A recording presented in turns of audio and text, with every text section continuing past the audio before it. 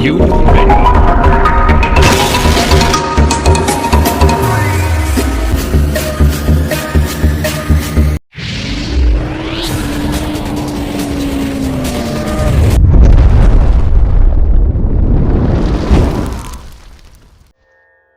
Hello friend, Nitesh চিন্তা সবাইকে স্বাগত।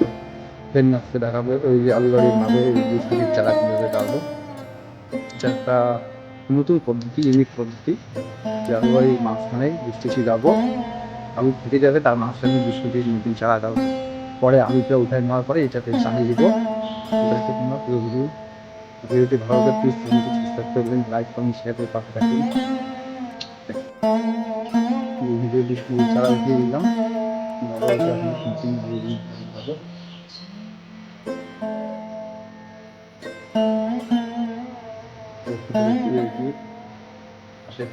লাইভ কমেন্ট শেয়ার করবেন